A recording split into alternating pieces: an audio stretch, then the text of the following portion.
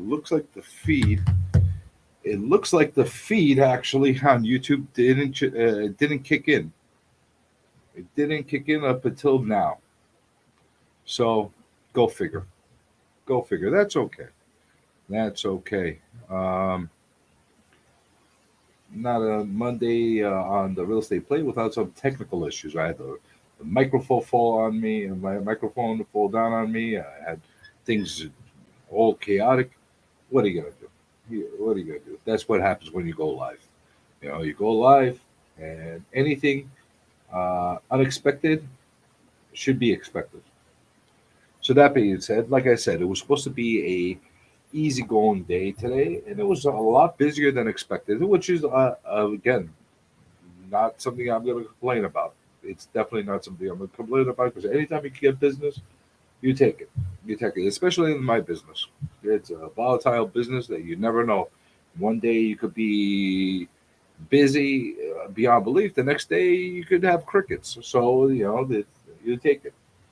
But other than Juneteenth, that was yesterday, and everybody celebrating today. Um, that was going on. We had Father's Day going on yesterday as well, and that's a really important day. And I'll tell you something. I'm gonna take a pause for a second, just a pause for 1 second, and talk about Father's Day for a moment because I think it's important. You know, I think a lot of the times us fathers we we're sometimes put on the back burners for some reason. We're kind of like the afterthought. And I know that uh, Mother's Day and Father's Day, they were artificially created holidays by the Hallmark people and all the candy shop and flower shops and etc. etc. in order to drum up another day of stirring up business. I'm not gonna get into that. I'm not gonna because we got plenty of holidays like that. Just look at Valentine's Day. As far as how what a created holiday that was. But it is actually these are holidays that actually were created to uh, give attention to something that's really important, and your parents are super important. Whether it's your mother or your father, we should always take a moment every day to thank them for putting us on this planet. Because if it wasn't for them, we wouldn't be here. But the thing that I see, maybe this is coming from a bias as a father, and growing up as a father, it seems like the dads out there have been neglected a lot. They definitely have. Trevor, you feel that way? all the time. Yeah. Did you get any candy? Did you get any candy or any chocolates or anything like that? No, I didn't get any of that. I got me, pair of sneakers and a couple of t-shirts. Well, you did get a pair of sneakers and a couple of t-shirts. That's actually good. That's thoughtful. That's a step up from the original look I used Well, you know what? All I ask for my kids to have. Uh-huh. is a hug. Oh, okay, that's That's nice. all I want. I That's don't want nice. them to go spend money on me Right. or anything like that. Mm. But it's nice to see them take an extra effort Oh, okay. sometimes, which they don't. You know, Make and sure you said the right thing. That it might be listening. well, they could be listening, but now the damage is done. I already said it, You already said it, right? and at the same time, Father's Day is already over. Oh, it's over. So there's nothing they could do about it until wait until next year. I got you. But all I really ask for is a hug, you know, Yeah, I hear you.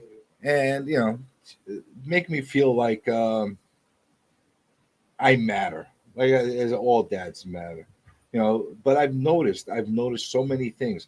Women get diamond rings, earrings, uh, flowers, all kinds of stuff. The chocolates, And then they complain that why did you get me chocolates because you want to make me fat, but then they devour them, and then but they're complaining at the same time. But we'll not get into that. Okay. We'll not touch that subject right now. But what I was saying is, dads sometimes get like a tool, a lawnmower. Well, I know someone got a lawnmower like that and some tools for his Father's Day Is that really and some fishing equipment too. well? The fishing equipment is different. That's actually a nice gesture. But are the tools, is a lawnmower or a snow blower or something like that, really a gift to the father, or is it a gift for The family. the family? That's right. I mean, it is a gift from this aspect that you don't want your father or your husband to get a heart attack Right. from doing it all by Something in hand. the snow. Yeah, right. But then again, you're also you look at it like this: they're actually investing into their Mhm. investment by making sure that by getting that tool, they'll increase the longevity of the life of the dad in order to keep shoveling Give it a and to shovel. keep the snow blowing and that kind of thing. That's a smart way of doing it. You know, it's that kind of thing. But it's just an observation I made. I don't know if it's something out of bias or whatever the case is, but I think there's other dads out there that really are in agreement with me. I think so. It's just something very odd. I just feel that that's a really odd kind of a scenario. And you would think that the marketing companies and the ones that are trying to make some money off of these scenarios would actually try to improve the gift type Well, of they probably feel like value. we do anyway. They feel, they ain't gonna be no money make. I mean, you could find a spot in the restaurants on Father's Day. You can't do that on Mother's Day. You got to make reservation or stand in line. With the brothers, you just walk up in there at Father's Day. Sad to say, but that's the way it is. Well, I guess that's how it is. Let me take a moment to say hello to everybody that's on the stream. Hello, NYC guy. Hello, George. Uh, what is up with the pink mic again? Well, you don't like the pink mic? I actually love it. I actually love it. Well, George, maybe it's here because of Pride Month. I don't know if it is the case. Did you put this here because of Pride Month, the pink? Just a coincidence? Uh, Listen, I'm a very masculine person and confident about myself in having a pink microphone. If you want to change, I can change it for you. No, I actually love it. I think it's super cool. It's just a commentary that I saw from the chat that's in here. Um, I like it. I'm digging it. It's pretty cool. So I'm gonna run with it until you change it. So yeah, I'm happy with it. It's better than the beat up, ugly covers that you had on before. So I'll take it. I'll take it. You know. But yeah, so we just went into a little bit of tangent on Father's Day and that kind of thing. But I'm gonna end that with one last thought. Appreciate your mothers, appreciate your fathers every day of the year, 365 days a year, and worry about the holidays for the important ones. These are manufactured holidays, in my personal opinion.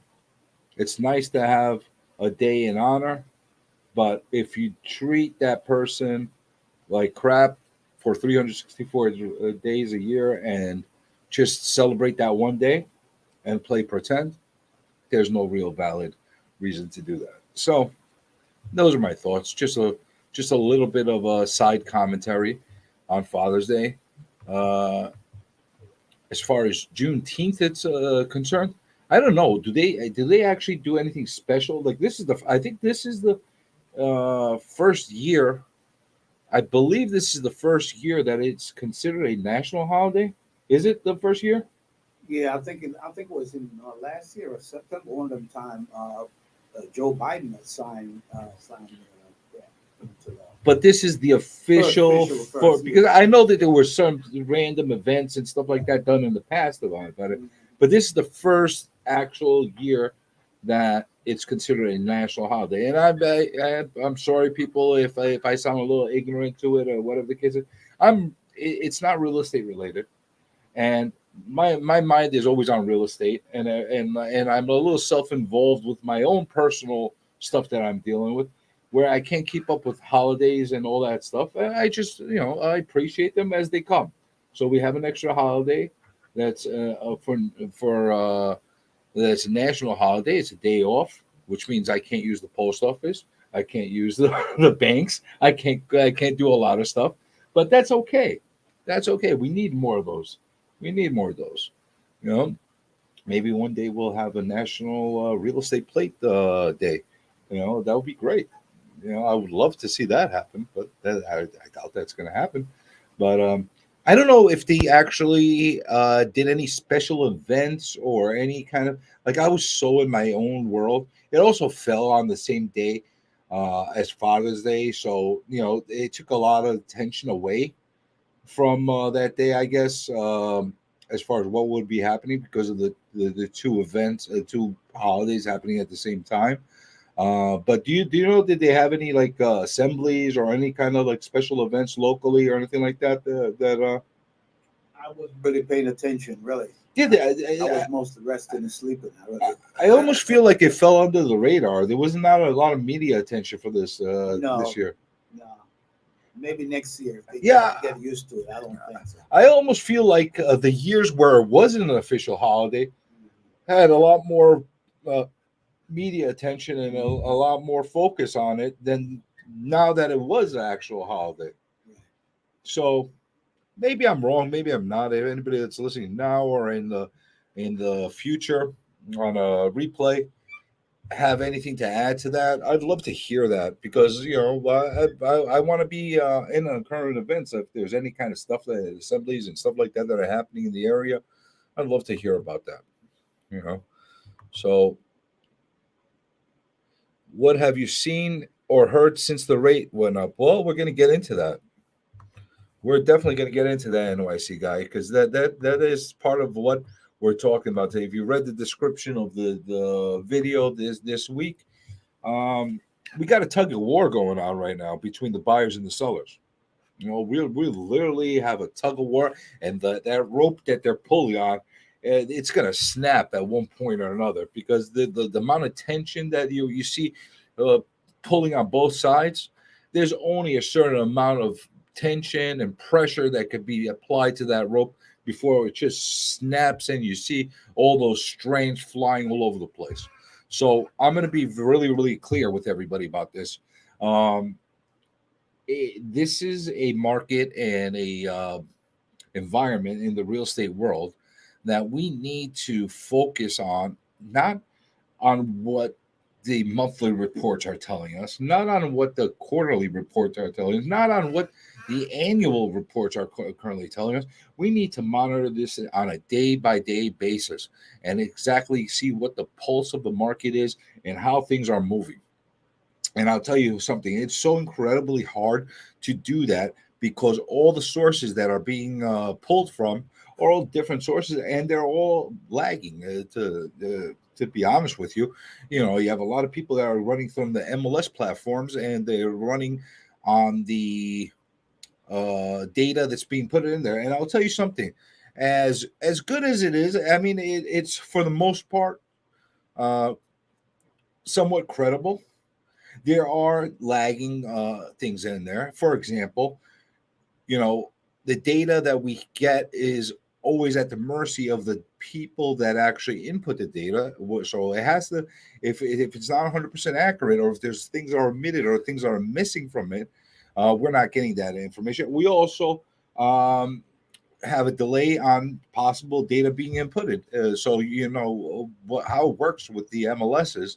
When a sale is done, the brokerage or the agent themselves that had done that transaction is required to put in the sale information and close out the listing. Sometimes that doesn't happen right away. Sometimes it happens, it sits there for quite some time and lingers, and it hasn't been applied to what the daily and weekly and monthly research should reflect. because it just hasn't been put in there, and there's no way to be able to force that unless somebody makes a point of forcing that. So you have that issue that we're dealing with. And then you have off-market type of sales that are not necessarily inputted through any type of database platform, and you have to be at the mercy of the public record system that's coming either from the city or from the state or the county or wherever the sale took place. And in some counties, there is not a very good and easy platform to be able to get this information from. In some places, in some towns and counties, believe it or not, the only way to be able to see what happened with the public records is actually go down to the town and search through the public records. They don't put it online. So it makes it even harder to be able to look at that. So why am I telling you all this stuff right now? Well, let me tell you exactly why I'm saying this. You have a situation where everybody's trying to gather as much information they can from all the databases and the platforms and the sources that are available to us, and none of it is 100% accurate. Now, even if you're talking to somebody that's heavily active and has a real pulse of what's going on in the market, you have limitations of what is happening in their specific market. You don't have a person that, for such as myself, for example, I do a lot of business at all different places. I do them in Nassau, Suffolk. I'm in Queens a lot, Brooklyn City. I do a lot of stuff like that. But at the same time, I'm not going to be your end all be all to give you information on what's going on in Staten Island. Just how it is, or Albany, or whatever the case is. Every single region, every single place has their own database they're trying to work off of, and at the same time, the agents and the brokers that are working and the professionals that are actually on the beat on a daily basis that are working and know what their specific market is reflecting are showing something very different from what other regions are.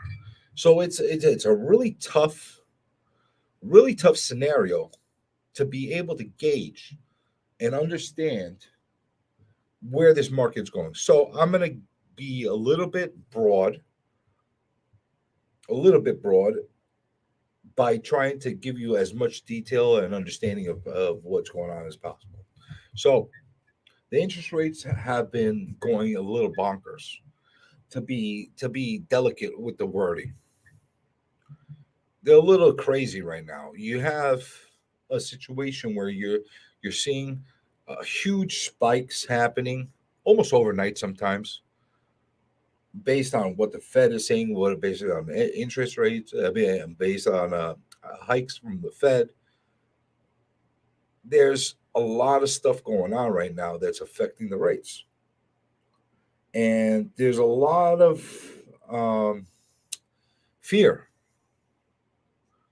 It's a form of fear mongering, to be quite honest with you, because here's the thing. You have a set group of people that have to buy.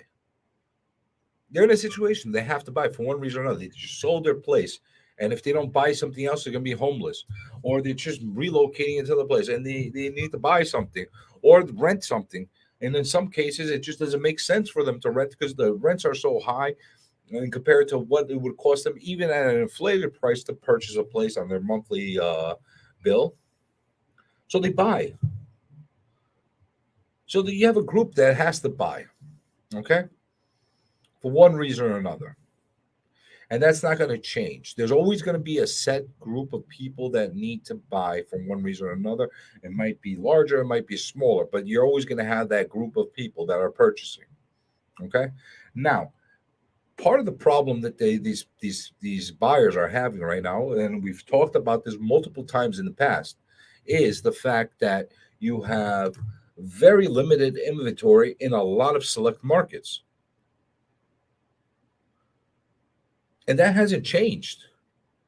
Just because the interest rates have gone up dramatically over the past couple of months, and it's a pretty dramatic increase. And I'll get into actually how the increases and where we're at right now shortly. But you have a scenario where they've gone up dramatically, And these buyers still have to purchase. And now, on top of it, they have the fear of what happens if they go up even more. So they continue to buy. Because I assure you, there were plenty of people when we jumped up to 4%, they scoffed and said, yeah, it's going to drop down again. And when we went to 5%, they scoffed and said, all right, we're 5. How much worse is it going to get? It's going to drop down again. I'll wait to buy when it jumps back down a little bit. We'll get back into the 4s. Then it jumps up to 6.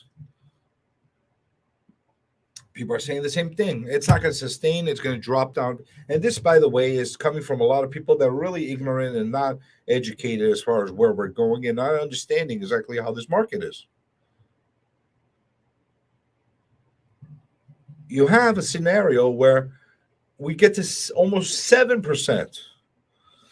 Now people are freaking out. This is starting to become real for a lot of people. This is becoming a scenario where you have a lot of individuals that are saying, how much higher are we going to go? Can we go back to the highs that we saw in the 80s? Anybody that purchased in the 80s or was around in the 80s did see 12%, 14%, 16%. Commercial environment, 18% sometimes. You think these are inflated rates that I'm telling you? You think I'm exaggerating? Well, you go back to the history books, and I'll tell you something. You will be shocked. You will be absolutely shocked of how high they got. Oh, and by the way, you got hit with points. You got hit with a whole bunch of stuff. The only big difference during that time, other than the rates that we're talking about right now, was if you at least had some money in savings, you actually made some interest on it. It wasn't uncommon to make 5, 6, 7% in CDs and savings accounts. You were making that money. You're not making that now. We hit almost to 7%. And what do you get for your savings account or your checking account or your money market, whatever the case is? 0.0012, 0.005. You get some bank saying if you could deposit $200,000, you get a half a point to a point in interest. It's comical. It's sad. It's really sad, but it's also comical. Like how where do we find this correlation? It makes no sense to me. I'm old enough to actually understand this and have experienced this in the past. In the past, when we had 6, 7% rates, 5%, 6, 7%, you could get 2, 3% in the bank, in your savings accounts, your money markets, your investment savings accounts. You're not getting that now. Where's the correlation? They're trying to keep their heads up ahead of inflation, but there's something seriously wrong. Now, I'm not going to pretend that I'm the one that's educated beyond belief and knows all the answers to this because, apparently the big wigs and the smart people ahead of us know all the answers, but they're not coming up with the proper solutions. I'll tell you that much. They might know the answers, but they're not choosing to implement the right answers in order to fix this scenario that we have. So now it's not dropping anytime soon, going up another 75 next month, might stay afloat from here, but won't go down. Yeah, you're right. You're right that it will. No, I'm not going to say you're right definitively, but I'm kind of feeling the same way. I'm really, JT, I'm feeling very similar to you as far as what's happening right now. We might hit 8, 9%. Not saying that's going to be the case, but there is a possibility of that. Inflation has gone through the roof. It's ridiculous what's going on right now. It's wonky. Makes no sense whatsoever.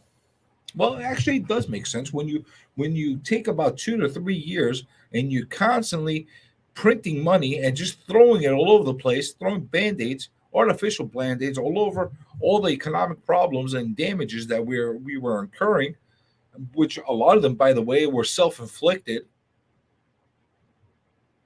Yeah, I know that's controversial, and I know that's something that's a hot topic for everybody.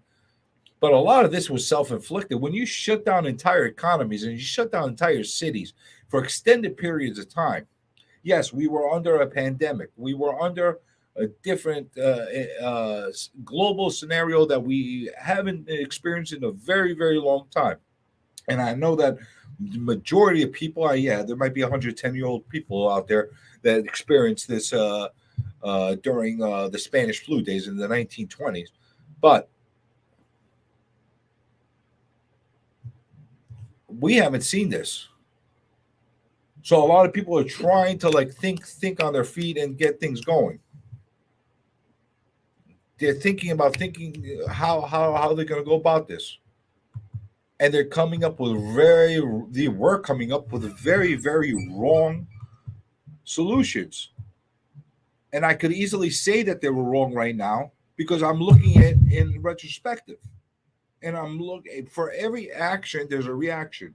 There's always a consequence to everything that's done, and we're dealing with the consequences now. When you're printing out stimulus checks one after the other, and you're just handing out money, and at the same time halting all the income that would have been coming in and getting taxed on, there's a big problem. There's a huge problem. I've talked about this a million times about, yeah, it is a result of decades of reckless spending, George, but it was all compounded over the past 2-3 years where everything just went into overdrive. It really did. And I've talked about the eviction moratorium multiple times. You put a scenario in place where people were taking advantage of the system of stopping the cash flow and money from being moved from tenants to landlords. And in place, you rewarded them by giving them stimulus checks and other incentive type of packages. The landlords didn't get rewarded. The landlords were basically helpless. They were handcuffed. And right now they're still dealing with those messes. I got a few myself that I'm in courts now waiting to see the results. I had to give somebody 70 grand a way back that they owed me in back rents, by the way, that were in eviction court prior to the lockdowns. But because of the lockdowns, they got a free pass too. In order to avoid and save myself another year of going back and forth to courts, I had to forgive about 70 grand worth of back rent and hoping by the end of this month they're going to move out. How's that for fair? Okay. And I'm not getting any kind of help from the government. I'm not getting any help from the city. They're not doing anything for me. By the way, I had to pay taxes all through the time period. They didn't give a moratorium on property taxes. They're not forgiving any of that. Yeah, that's really a balanced and fair system, right? You're not going to get any more money, and you're going to keep paying, and you're going to make sure that these people are in the really best environment of living. Even though they might be destroying your apartment, you're going to still have to fix it and deal with the violations and the fines and the calls of 311 and et cetera, et cetera. What am I out of my mind? Am I the only person that believes this way? There's got to be other people that are sane that believe that there's something really wrong with this. Yeah, 14%. That was commonplace.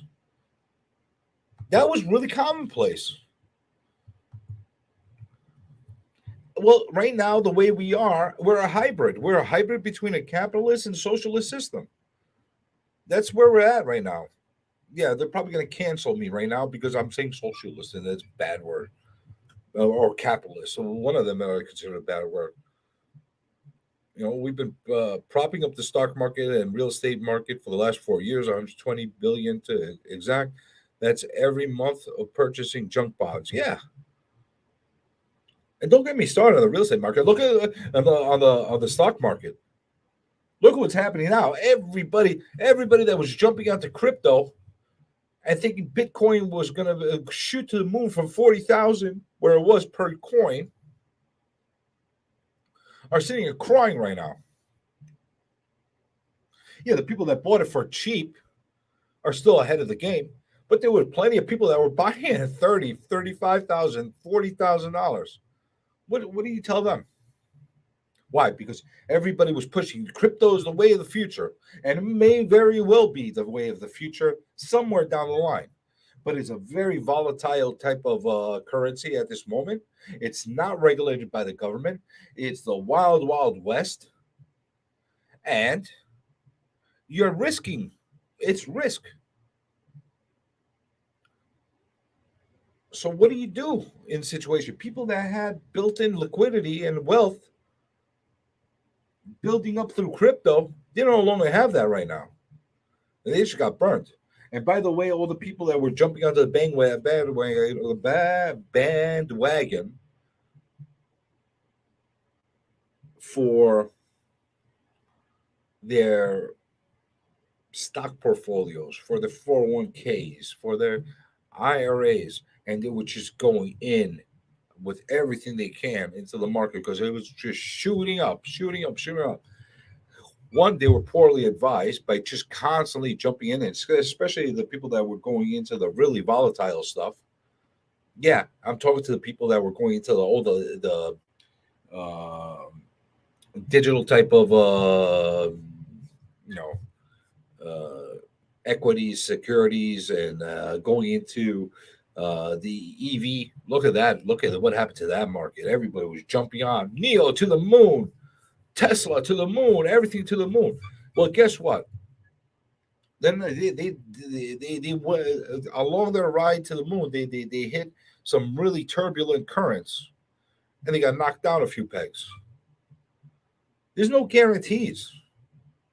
Now, I'm not saying it's a bad thing to invest in these type of vehicles.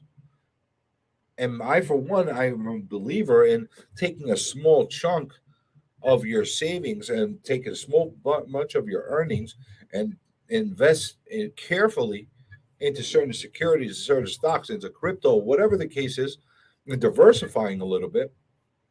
That way, in case these things do take off, you're still a part of the mix and you're not left out or completely out of it. Yeah, it's a little bit of FOMO, a little bit of fear of missing out, but it's also diversifying and covering a lot of ground that way. But nothing beats, trying to invest in yourself, opening your own business, running your own business, buying property if the environment was actually an environment that you could actually have less restricted cash flow coming in from it. It's funny. Here's a funny thing right now. State and government want to drain out the equity out of the homeowners. Well, you know what? I don't know if that's the case, that they want to drain out the equity of the homeowners, but you're being very penalized for owning anything. That's what I personally feel. Put your money in silver, gold, platinum, not financial advice. Well, I'll tell you something. I'd be super careful about that as well. And I'll tell you why. Now, over the past few years, silver especially, and gold have had a different intrinsic value other than the actual gold, thought process itself. Over the years, gold and silver were considered precious metals that were commodities because historically you could always trade any kind of assets or any type of monies, whether it's dollars, rubles, whatever the case is, you could always find a vehicle to be able to exchange it for through silver and gold. Okay, but it was a globally globally acceptable type of form of commodity currency, so to speak. Over the past few years, decades, they found other values other than the perceived value for these metals, such as using it in microchips, circuitry, other type of forms of using silver and gold. So there's a value in that as well. However, however, there have been times in history, and for all your history buffs, you go and read this out. There have been times in history where items like gold took off. Items like silver took off. They were gaining a lot of strength, well beyond what the acceptance and valuation of dollars were. And the government decided they want to pull back, and they started asking to actually ration how much gold or silver somebody can own in their own household. And if you think I'm wrong about this, go look it up in history. I could go. I'm not going to make this a history lesson, but it has happened in the past. And then people are hiding their gold, hiding their coins, hiding this because now this is during war times. Don't get me wrong. And they were saying that they needed it. But there were times, and that's how, by the way, the whole gold certificate, silver certificate kind of concept came through. We got off the gold standard back in the Nixon days. There's a lot of things that could go really wrong of being invested totally into gold and silver. I'm not saying not to have a small piece, to invest a little bit in it, whatever the case is, go for it. I'm not a financial advisor. I'm not the person that's going to give you the advice of what the best vehicle, what not the best vehicle is. What I'm going to say is anytime you see somebody that gets overly invested in one asset or over another, and they put 90 to 100% of their focus and of all their funds into one vehicle, it doesn't turn out too well for the most part. Yeah, every so often you get the gambler that came out of nowhere that says, I'm all in onto this new thing. I'm all in on gold. I'm all in on this. And for one reason or another, it takes off. They become a billionaire. And all of a sudden, they're the super genius. A lot of what happened to turn them into that super genius billionaire was a little bit of luck. Yeah, a little bit of luck. Yeah, I believe that you make your own luck in a lot of different ways, but a little bit of gambling and a little bit of luck did take effect in order to do things like that. And anybody that has made moves like that, or they're delusional too. They're so convinced that their way is going to be the way, whatever the case is.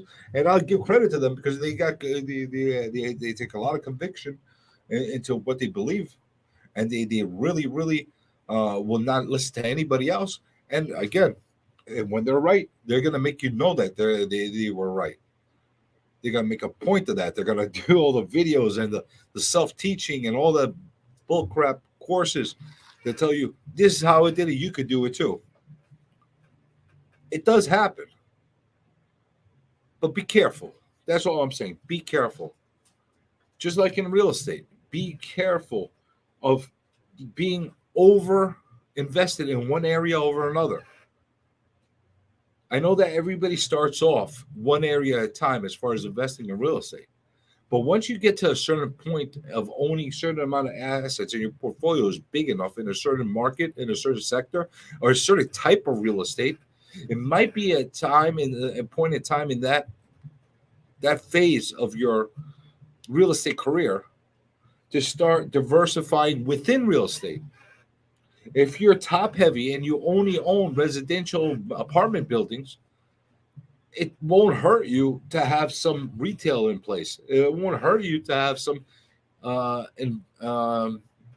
industrial in place, and et cetera, et cetera. You could diversify within small sectors as well. But it's all process, and everybody's situation is differently, and every region is differently, and you have to have a great team around you to help guide you during that process.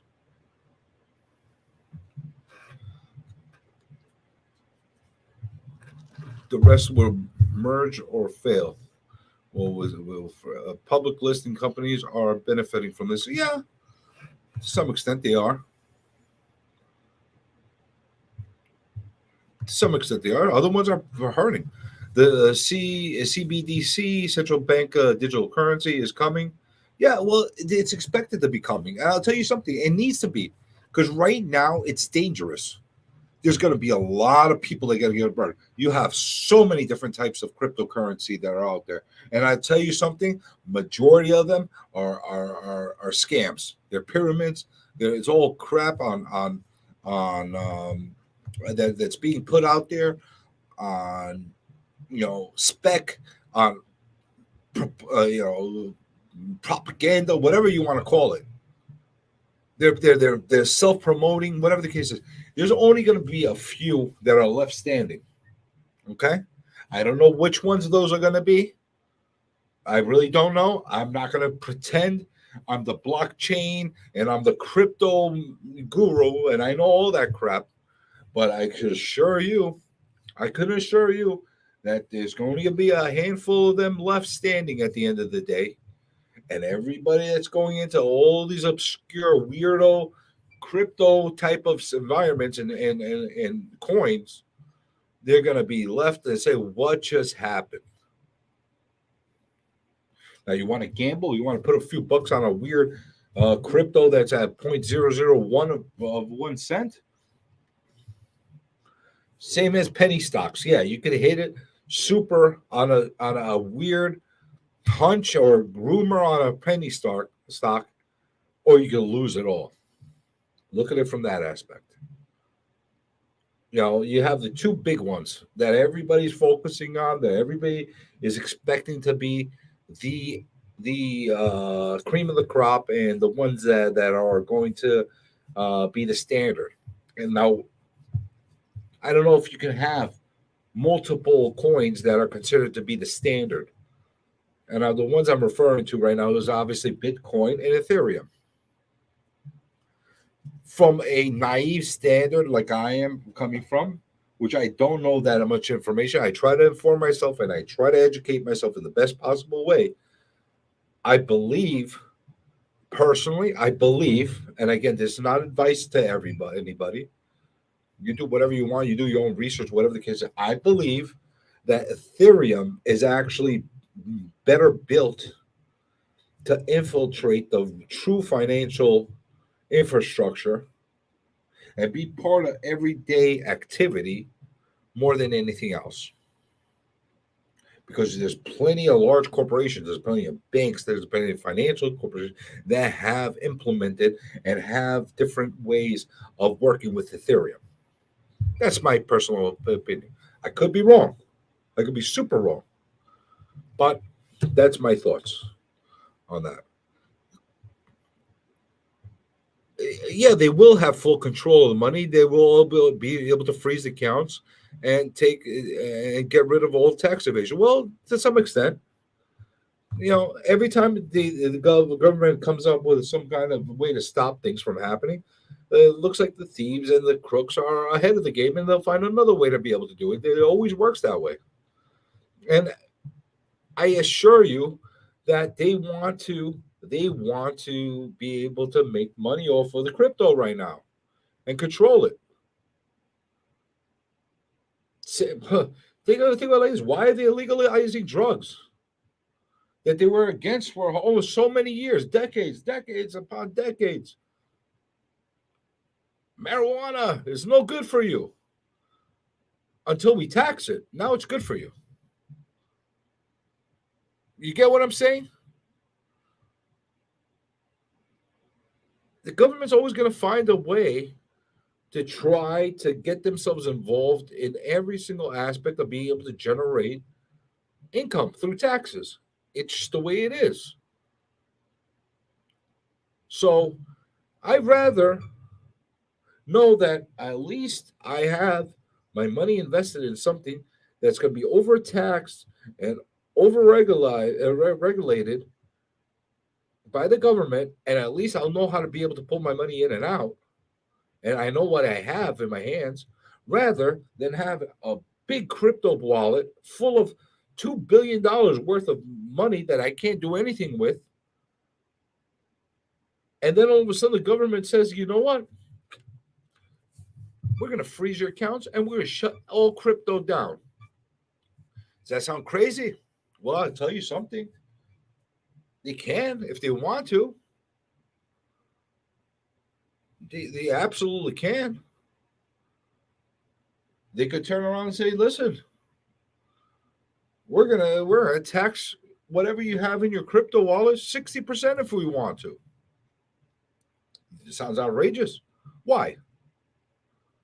Why? You ever sit down and add up how much you're paying in taxes on a daily basis through your income and through your daily taxable type of environment here in New York?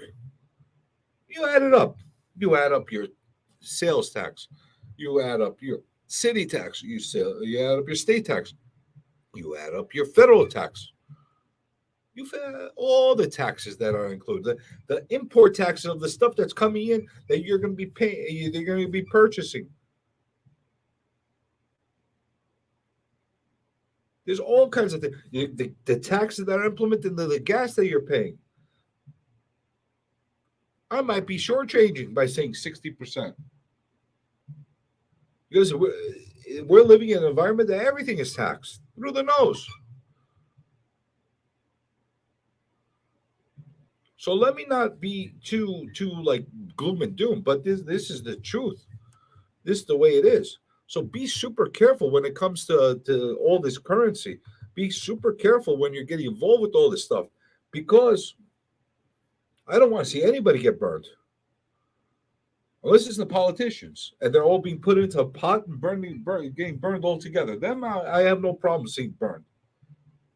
The rest of the people, the good people of our communities, the good people of our states or our cities, I don't want to see them get burned.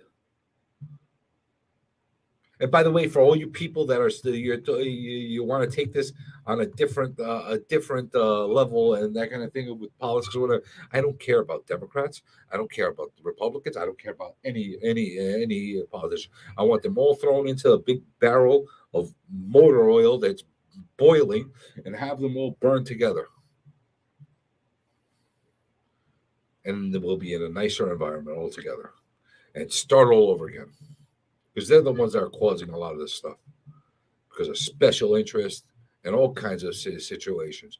There's no reason why all the waste, all the money that's being collected from the taxpayers, the hardworking individuals out there that people are having to pay, that it's going to the wrong places. You know, I'm getting a little bit in my head myself, and I'm getting a little upset as far as my thoughts about it, but it gets me animated. I'm very, frustrated. I'm very upset with this whole environment, as are many other people that are like-minded. It's awful. Landlords need to report 100% rent. The days under reporting rents are gone. Yeah, well, they are. They are.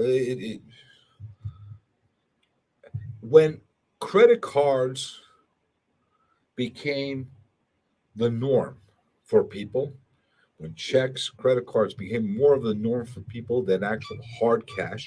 And I'll tell you something else. You know how many times I go into the place and I'll have $100 bill on me and I need to pay for something, and $20, $30 sometimes. And they'll say, I don't have change. Why? Because they don't get cash anymore. You don't hold cash anymore. It's all plastic, and very few businesses still run off of true paper cash. They're doing credit cards, they're doing Apple Pay, they're doing Google Pay, they're doing checks are even going to become obsolete very soon too as well. How many people still actually pay all their utility bills with actual checks every week, every month? There's so many people out there that are slowly phasing away from using a checkbook. So many people are phasing away from that. They're all doing digital payments, online payments through the apps. So, where you had a lot of people that were evading their taxes one way or the other, they're no longer doing that because they just can't. There's too much of a paper trail. Everything is already documented. The IRA has a way of being able to trace it all back. They don't have that way at the moment through crypto. And believe me, they have their ways of trying to figure it out. And they're going to get to the point where they'll know how to get it down to the penny. And that's where we're heading. It absolutely is way. I remember years ago, there was somebody that wanted to sell their apartment in the city. And he got an offer in crypto. This was well in the beginning of the whole Bitcoin days. And he got a offer. I think it was the apartment was selling for somewhere around $1 million. And they gave an offer of, I don't know, something to the extent of 1.3 million Bitcoin or whatever the case was, or something where if you did the math, it was about $300,000 more worth of Bitcoin than what it would have been in actual dollars. And the seller, which was an old school seller, he's like, "What am I gonna do with this? I don't want this. I want normal money." And me personally, at that point, I had no idea of how to be able to do a real estate transaction by somebody paying through crypto. And turning back the clocks now, if the guy took in $1.3 million worth of crypto, back in 2012 or 11, I don't remember when it was, they would have been looking like super geniuses. They would have been making some heavy duty money, even though the market dropped and collapsed from where it was at its highs. They would have still been, oh my God. But again, it's all a thought process, an idea. That money right now, if it stayed in there, regardless if it's worth $2 billion or whether it's called 2 billion cents, regardless of whatever it is, it could be, the plug could be pulled out at any given time by the government. Not only that, even if the government doesn't pull out the plug, the servers, the people that are controlling these wallets and the different places where you could pull out the money are being very, very, like they could overnight shut down. What happened to all your money? What happened to all your money? Another funny thing is, and I always wondered, is you could buy $1,000 worth of some kind of crypto. Where do those dollars go? Or do they float all over the place? It's just a very different and a very odd scenario, especially for the people that truly don't understand it. And I don't truly understand it. I'm trying to understand it. I'm trying to get myself as educated as possible because I believe that in order to be able to function for the next few decades in this life and to be able to grow properly, you will have to actually add something like this into your portfolio and have a good understanding. And maybe at one point it'll be commonplace and that will be your dollar. A Bitcoin or an Ethereum will be your dollar. I don't know. But it looks like we're going down that path. You know? Well, there is a lot of welfare going on in the state, and we are in, let me not get started on that because googly eyes in the sky and YouTube are going to probably cancel me for talking about it in depth the way I have in the past. I've had plenty of videos actually shut down and taken off after I put them on. Whenever I talked about Social Security and I talked about um, welfare and Section 8 and all kinds of programs where there's a lot of fat out there. Even though a lot of these programs are built in a way where they should be benefiting a lot of people and helping them get on their feet and getting on the road. There's so much fat that's in place and so many people going into the pot and hey, let me take a little for myself, and then the other guy takes a little bit from himself, and then another guy takes a little bit of himself. And I'm not even talking to the recipients, I'm talking about the people that are actually facilitating these programs. Don't get me started on a lot of people that are benefiting from the programs that are taking advantage of the system. I'm not gonna get into like get it. I could do a whole show of this, and I've seen this with my own eyes. I've seen people that have been receiving checks to cover their rent for $1,500, whatever it is every month through different kind of programs, and they're sitting driving a 600 SL Mercedes. It makes no sense to me. Then you have another person that really, really needs the program that is desperate to get some help, and they're struggling to get it. Yeah, there's people manipulating the system on both sides, but it starts from the facilitators, the ones that are in charge, that are padding their pockets in different ways, and the special interest. It's just the way it is.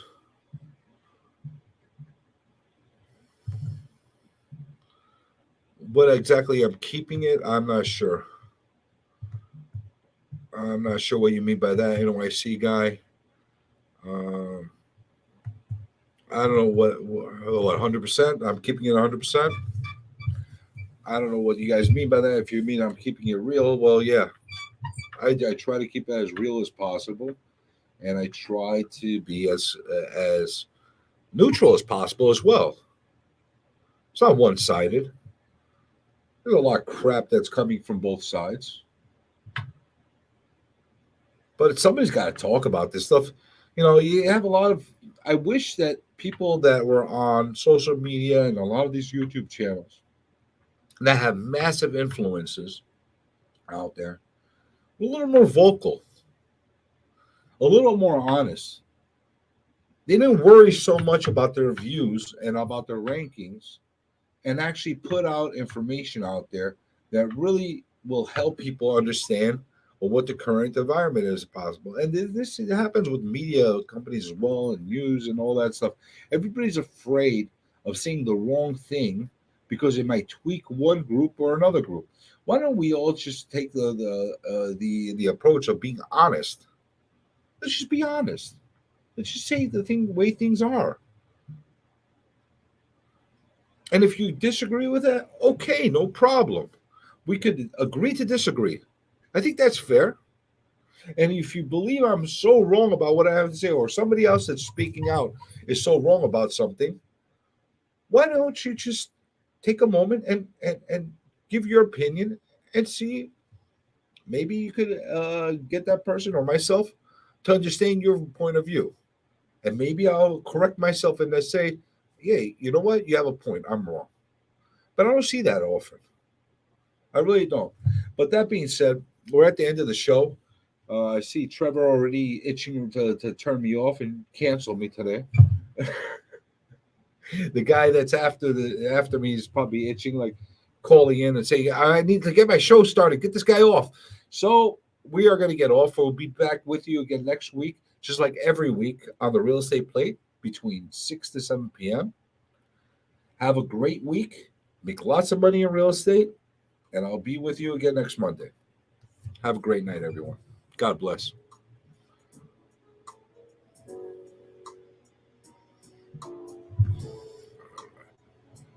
Sorry, I didn't realize what time it was.